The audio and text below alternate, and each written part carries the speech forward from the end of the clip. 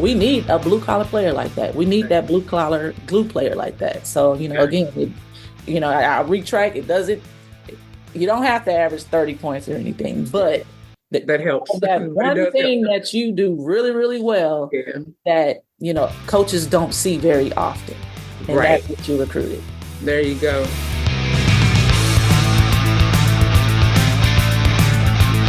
Welcome, Coaches Call listeners. This is Brian Pope, the COO of the Texas High School Coaches Association. As you start your school year, don't forget to check out all of our toolkits, which are designed to help coaches throughout their season. We have toolkits for Our Day to Shine, Officials Appreciation, and Teachers Appreciation under the Downloads tab on our website. And be sure to review the Heat Illness Prevention Playbook in the Coaches Education tab to find the latest resources on how to keep your athletes safe in the heat. We hope you enjoy this series of episodes that examine the high school coach's role in the college recruitment of their athletes. We want to thank all of our coaches for continuing to make a positive impact in the young people in your campuses and in your community. Did you know that you can use podcasting to not only share the great news about your athletes and your programs, but as a fundraiser for your booster club? Yes, Lone Star Gridiron produced the 5th podcast in history and has been doing it nearly 20 years. We are expanding now to do shows outside of football. So whatever your sport, reach out to us at 713-269-4620, and we'll discuss how you can use this amazing tool to supercharge your program. And the best part, we do all the heavy lifting. Text your name and school to 713-269-4620. All right, everybody, welcome back to the Coach's Call. I'm Chris Daly, and today we're going to talk basketball recruiting. I'm going to hand the reins over to Carlese Dixon with Humble. And Carlesa, welcome to the show. Thank you. Thanks for having me. I appreciate it. You bet. So like I said, I'm going to hand the reins or the mic over to you, and you're going to interview and introduce our guest. All right? All righty. Thank you. I appreciate it, Chris. Just want to, first of all, just thank you guys for the opportunity, THSCA, and wanted to thank our special guest, Coach Tai Dillard, who I've known for a while now through competition and through professionalism. And I'm just so grateful that she's agreed to do this with us today. So just want to introduce Tai Dillard. Tai, if you want to just tell us a little bit about yourself? Yeah, thank you for having me on. I am Tai Dillard, Associate Head Coach with the University of Houston Women's Basketball Team.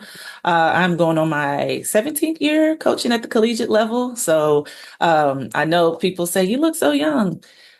I don't feel young, no, but it's been a blessing to coach for this long and to work with young women because at the end of the day, it's more about helping young ladies develop into better young women through the game of basketball. So. Awesome. Well, thank you. We appreciate you taking time out of your busy schedule, I know, to join us. So we'll make this quick and painless. First, let's just dive right in. I kind of wanted to know your take as a college coach, and what is it specifically that you are going to these tournaments, that you are watching film? What are you looking for specifically? Is there something that just stands out more than anything? What are you really looking for? Well, it's a combination of things. I think the foundation of what we look for in student athletes is, obviously if we're at a game, we're definitely looking, for their motor, how intense they play, and then their style of play. Every program is different. So you definitely want to recruit towards the style or close to the style that you play. But the biggest thing is really the foundation of how that player plays. Are they, up-tempo, intense player? Or are they more of a mellow player? So we definitely look for, those high energy, high motor type players, just because we run a high energy offense and defense. Secondly, after we've, looked at that on the court, obviously we get to know the kids and just want to get to know how they are as a person. There's some things you can see on the bench and when they're at tournaments of how they are as people. But, you get to see more when you talk with them, talk with people in their circle, and then also visit with them. So those are just the foundational things. And then as you progress and you build more time and you build more relationship with them, you can see other things that they can bring to the table. Okay. You brought up something really important when you said we're looking at them on the bench. What are you actually looking at a player on that bench? Are you looking for them to be engaged? Are you looking for them pouting? Like, what are you looking at when you watch? Because I know you're watching the game, but when you're watching that kid go to the bench, what are you looking for? You're definitely looking for that engagement. You're looking for how they respond to whatever their coach is telling them, whether they're coming off from making a really good play or even if they're coming off from making a play where the coach, may need to redirect them, just trying to see how they react to things in that matter. But again, I know some players are very competitive, so you may see emotion on the bench. We like seeing emotion. It lets us know that you are really passionate about the game. But throughout the game, seeing how engaged you are, you helping your teammates, especially those older players, kind of being that coach on the bench, you try to see that. But again, like you said, we are trying to see what's going on the court as well. But we do catch glimpses of, how players are on the bench when they're out of the game as well. Gotcha. How does social media play a role in recruiting? Social media, it is because, we old school. So when social media came around, it was, we were like, what is Facebook? But, social media can be a good thing, but it can also be something that hinders, kids and coaches. Kids, I know they get a lot of advice about being mindful of what you post. Some things can show your personality, but you just have to be really cautious of things you like, things you retweet, even sometimes even voicing opinions about certain things. Right. You just have to be cautious about it. I know as coaches, we're very cautious of, things that we want to post, like and all that good stuff. But again, you also want to use social media as something to promote yourself. No one's saying don't promote yourself, but just really be mindful of how you're promoting yourself, because again, it can hurt you in the long run, or, you want to use it to where it can help you. So it's social media. It's, the kids are on social media all day. So one thing, you don't need to be on social media all day, but you use it to promote yourself, but take a break from it too, because it can, and it can scientifically, it's shown to really hinder your mental thought process in certain aspects. So take a break sometimes and go back to social media. There you go. So as a former coach, 2 years removed, it still kind of hits me a little bit, but I always took pride in getting my girls prepared for you guys, right? Mm-hmm. Like, what is the one thing, if you can name maybe one or two things that you wish high school coaches would teach their kids, so that when y'all get them, you're not looking at them like, man, you don't know how to help side, you don't know this. Like, what is it that you guys want high school coaches, and I still include myself in that, what is it that you want us to know that our kids need to have already developed before they get to you? Well, I can give you a basketball thing, and I can give you a just a character developing thing. Basketball, just making sure the players know that don't ever get bored with the fundamentals of basketball. Mm-hmm. We can work on all these moves and all these finishes, but we've got to know how to get from point A to point B as quick as we can. We don't need to go point A, C, B to get to B. The fastest way to a point is a straight line. So, being mindful of that, passing is a lost art that we have to keep. Back high school and middle school especially can keep emphasizing in practice, like keeping those, that good fundamental session, because you can never ever get bored with fundamentals. Now, as far as like the character aspect, just knowing that there's always room for improvement. I think a lot of kids come into college, they come in with a whole bunch of accolades, and then the moment when the critique starts coming in, it gets to them. Some of them, they can handle the critique. Some, it's a challenging moment for them. So just really, emphasizing to them in high school, look, there's so much more room for improvement. So whenever you're getting some constructive critique, take it, work on it. It's all out of love. It's to make you a better player. It's nothing personal. It's just to make you a better player. So I think those are the two biggest things. But yeah, definitely on the court, just the fundamentals, just making sure the kids get, those sessions of fundamentals in, because that's good. Yeah. And no, that's good stuff, because right now fundamentals is the lost art, like you said. There's a lot of skill development going on, but no fundamentals behind the skills. So yeah, no, that's really good stuff to know. And I think a lot of the skill development, it's great, especially with all the opportunity that kids have to work with, individuals to better their skills. But we just can't forget the basics, passing, sitting down in a stance, being low when you're dribbling and driving. So just remember those basics. Gotcha. When you are out recruiting on the road, are you recruiting parents as well? And if so, how do you actually recruit parents? How do you observe parents? What are you looking for? I'll be honest. I know for me, I'll notice some parents, but I like to at least get to know them over the phone and get to know them more before I, just put a whole my own opinion on them. I know some parents do get heavily invested in games, which I get it. This is not a lot of parents are competitive. Some play, but then it's like, you don't want to feel like you're wasting your time if your kid's not playing or your kid's not playing to their potential. So again, we can notice some parents, sometimes like give them the benefit of the doubt. They were just, intense, there's competitive, but, definitely want to give them a moment or an opportunity just to get to know them away from the court, because I'm sure a lot of them are way different from when they're in that atmosphere of competition. But, the way we do recruit families. So it's important when we are talking to kids that we do have moments where we talk to the parents, because, I tell kids all the time, like, look, you're 15, 16, 17, 15, 16 years old. Right. You don't need to be on the phone with me all, 30, 40 minutes. Okay. Because you got plenty of other things to do that schoolers like to do. Definitely want to have that time to where I can get to talk to the parent, any relatives, obviously coaches and all that good stuff.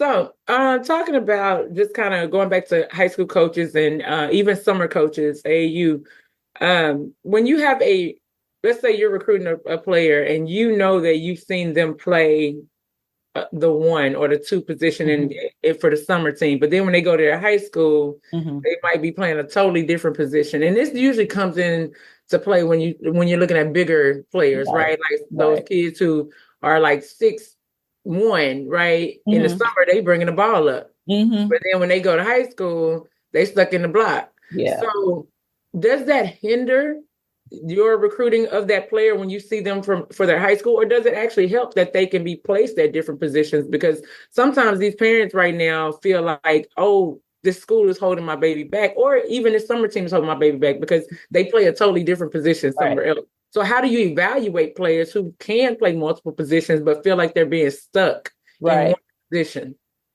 Well, I think, as a player and a parent, kind of, I'm just a positive, keep a positive mindset on things. I think, if you look at the silver lining of if I am playing one position during one season and another position another season, obviously it's going to help my overall game, but I have to remember what, where I got to butter my bread. So if I am a guard, but I end up playing the post, I know I got to spend extra time working on guard stuff too, knowing that I'm doing the post, having to play from post. And sometimes maybe it needs to be just a discussion with whichever coach is, not, I don't want to say not playing them, but having to use them in another position just because of the makeup of the team. Just having that conversation and say, hey, if there's an opportunity for, so many plays throughout the game where I can, really expose what I can do in my natural position. But again, like I said earlier, you just have to use that challenging moment where you're in another position to, build your game and make you more of a versatile player. Because again, guards, if you're playing post in high school, that's going to give you post skills to be able to post up smaller guards, to, be a little bit more dominant in that guard spot. Post, If you're having to help bring the ball up, that is going to help you in the long run because, hey, as a coach, if I got a post that knows how to bring the ball up, that just makes my break that much faster. Right. Instead of having to look for a point guard to pass it to. So you just have to look at it in that aspect. But sometimes it does come down to having that conversation with a coach, just trying to see where we can have a happy medium so that I am able to work on my game, but also help the team. Right.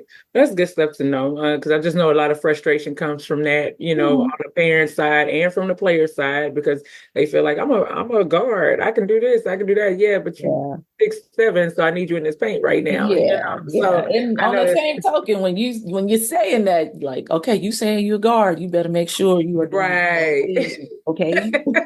Right. You better not get out there and turn it over because you're guard, Right. So, but that's good. That's good stuff too. So let me ask you this though. When you guys are, I know back in our day, right, camp was big, right? Like we want to go to camp. You want to go to camp. And so a lot of people have lost the fact that camp gives you exposure, right? So how do you keep people still engaged about coming to camp, coming to college camps, not just the invitational camps or the top 50 camps or whatever. But how do you keep people enthused and engaged about participating in camp? That is just because of all the opportunities that kids have these days, as far as, being in an environment where they can get things that you would get at camp, that skill development. And then, kids can go on unofficial visits just whenever now. I think the biggest thing is just emphasizing that it's just, you're still wanting to keep building that relationship with that player. It's an opportunity to come in to camp, play against, current players, in moments where there's little pickup opportunities with current college players. But I mean, I get it, everything's expensive these days. So I totally understand. But I think it's you have to keep emphasizing just continue to build that relationship, not just with the coaches, but it gives you opportunity to be around the players, more than just a couple hours at a basketball game. You can come to camp if it's an overnight camp or, a week-long camp, more opportunity to be around players and really get a feel for what the life is like of a college player. Well, cool. I just have one more question for you, Tai. When a parent or a kid is wondering, how can I get recruited? Like, how can I get I want you to see what I can do. Or because I know I've had parents tell me, well, I emailed the coach at Georgetown and I'm just like, okay. But, right. So what can they do to get recruited?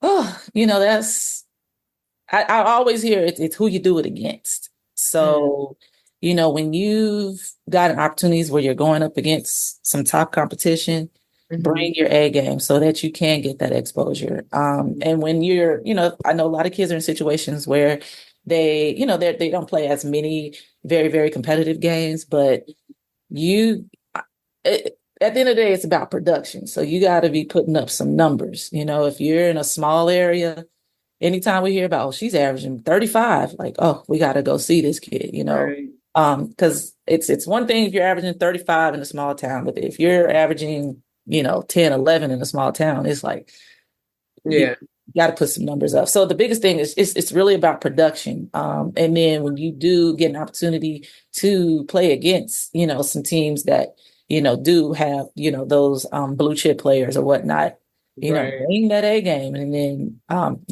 coaches talk word of mouth. You may not be a Power 5 kid, but Power 5 coaches call coaches all the time. Like, you need to come check this kid out. Like, she can play for y'all. She can play at this level. So, college coaches talk all the time. Some emails and videos, coaches do watch those. So again, if you're going that route, start with a highlight tape. I know sometimes they'll send whole games, but I know for me, I like to watch a highlight film and then I'll, call back and say, hey, can you send a whole game? Right. But again, it's all about production, what you do consistently and the numbers you put up. So.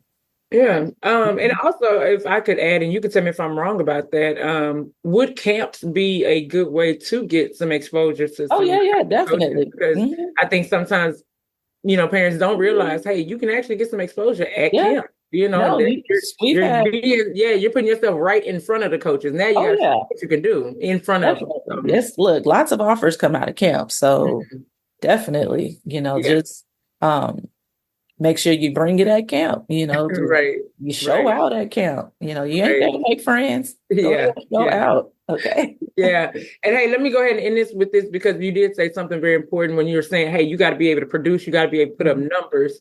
I know for me, and this is just me personally speaking, I wasn't recruited because I could put up numbers. It was Mhm. because I was a great rebounder and defender. Now, ultimately, I became a 1,000 plus point scorer once, they switched my positions in college. But for those kids who are not 35 point scorers, Right.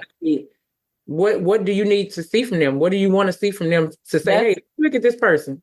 Yeah, that's a really, really great point, because again, there are a lot of X factor players on teams.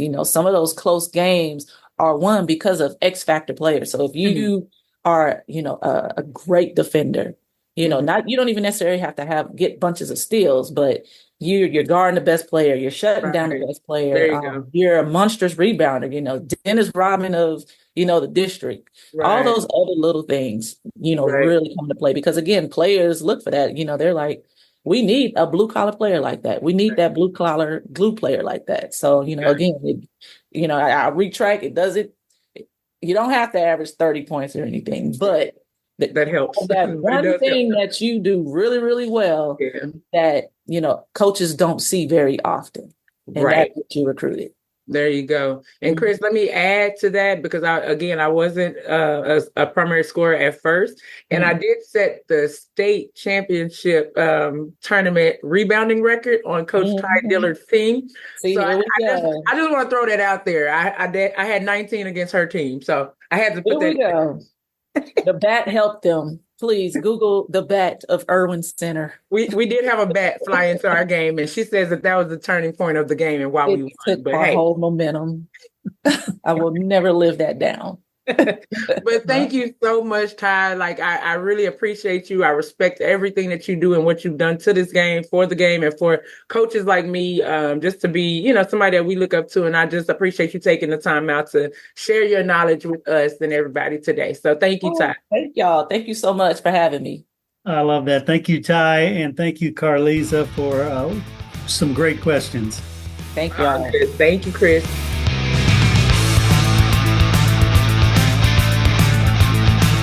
The interviews in this show are brought to you by the Texas High School Coaches Association. THSCA provides to its more than 26,000 members access to the people, events, tools, and resources to help them thrive in the profession, become trusted leaders in their communities, and live balanced and successful lives. The work and sacrifice coaches do every day is vital to the development and success of student athletes. The THSCA supports these efforts. We fight for every coach, provide them with the connections and resources to improve their lives, and help all student athletes throughout the state enjoy lasting success. The mission statement is simply this: to help and serve Texas high school coaches as they work to help and serve student athletes. Helping coaches help kids. For more information on the THSCA, visit www.thsca.com.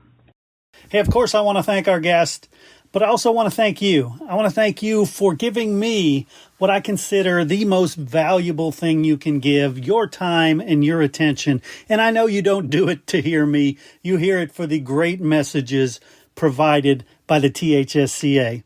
And hey, if you'd like to associate your company with the THSCA and the Coach's Call podcast, limited sponsorship opportunities are available. You can reach out to me, Chris Daly, 713-269-4620, or head over to my website, freshmediaworks.com. Once again, thank you so much for supporting Texas high school coaches. Please share this show out to everybody you can so that we can help share these important messages. Thanks again, and we'll catch you next time on The Coach's Call.